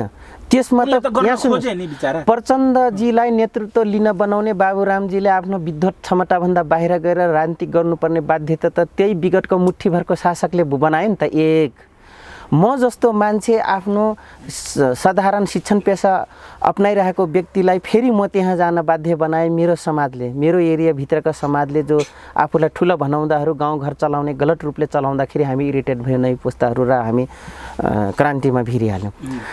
त प्रचण्डभन्दा दोषी को छ त भन्दाखेरि राज्य दमन गर्नु पहिलो दोषी छ। दोस्रो कुरा त्यो समाजले त्यो सिस्टममा पञ्च प्रधान अध्यक्ष सदस्य भनाउँदाहरू, पहिलाका नेता भनाउँदाहरू, आफूलाई उन्नत ठान्नेहरू, आफूलाई विद्वत ठान्नेहरू, समाजलाई चाहिँ सबलाई किरा देख्नेहरू, त्यो विगतका जति कारक तत्त्वहरू थिए तिनीहरूले आज प्रचण्डलाई प्रचण्ड बनाउन बाध्य बनाए। र त्यसपछि टिट फर ट्याट गर्नको लागि जब जनयुद्ध छिडियो त्यो सबैको नायक को भने त भन्दाखेरि प्रचण्ड कमरेड र बाबुराम लगायत अन्य कमरेडहरू बन्नुभयो। हेर्नुहोस् त प्रचण्ड कमरेड जिम्मा लिनु, बाबुराम कमरेड जिम्मा लिनु लगायत अन्य केन्द्रीय पार्टीका र अरू कम्युनिस्टहरूले जिम्मा लिनुभन्दा सबभन्दा ठुलो तपाईँको दोषी त राज्यमा बसेका नेपाली कङ्ग्रेस पनि हो। त्यसलाई सहयोग गर्ने भूतपूर्व नेकपा एमाले पनि, त्यसलाई सहयोग गर्ने रापरपा पनि हो, त्यसलाई छेदनमा हाल्ने काम मिलिट्री र आर्मी कर्मचारीको पनि, गलत मुद्दा भिराउने त्यो लेखनदासको पनि हो नि। आज 100 रुपियाँको ठाउँमा माओवादी घोषणा गरिदियो भने 500 रुपियाँ पाइन्छ कि भनेर, अनि अर्को पालि मलाई लाइसेन्स लिँदा अलिक सजिलो हुन्छ कि रिन्यू गराउँदाखेरि भनेर जबरजस्ती मुद्दा ठेले होइनन् त। मेन कारक तत्त्व यिनीहरू हुन्। हेर्नुहोस् मनोजी, तपाईँ फेरि आज गहिराइमा कोट्याइदिनु भयो अन्तिम बिट मार्दा मार्दै, होइन भने मेन दोषी यिनीहरू हुन्, प्रचण्ड मात्रै होइन। धेरै कुराहरू आयो आजको एपिसोडमा। हजुर, तपाईँले केमिस्ट्रीमा डिग्री गर्नुभयो, म बायोलोजीको स्टुडेन्ट, तर बायोकेमिस्ट्री हामी पढ्नै पर्छ। विश्व भ्रमणको क्रममा तपाईँले बेलायतका लगायत युरोपका विभिन्न देशहरू पनि घुम्नु भएको छ। म यो जनयुद्ध बिचमा पनि घुमेँ, पछिल्लो कालमा म गएँ।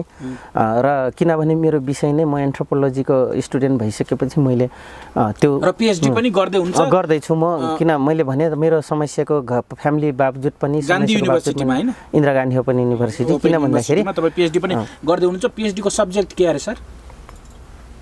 जिनियो डेभलपमेन्ट इभोल्युसनमा। ए जिनियो डेभलपमेन्ट इभोल्युसन भनेको वंशाणु विकासको असर।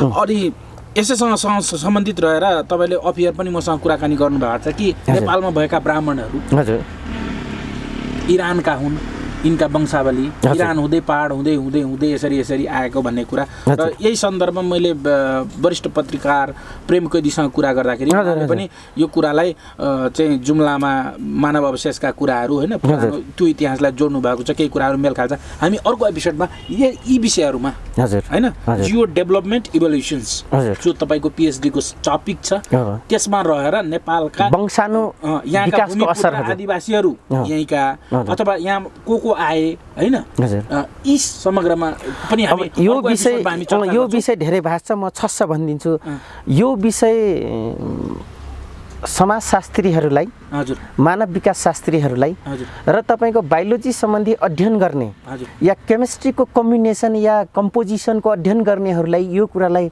बहुत म्याटर राख्दछ। जबसम्म तपाईँको डेभलपमेन्ट हिस्ट्री जसले पढ्दैन, कुनै पनि कुराको डेभलपमेन्ट हिस्ट्रीलाई पढ्दैन र वर्तमानको साइक्लिङ लाइफलाई बुझ्दैन भने मनोजजी, मैले जुन विषय तपाईँलाई टपिक्स भने नि इट्स भेरी भास्ट। किन? Thank you very much sir. नमस्कार, धन्यवाद।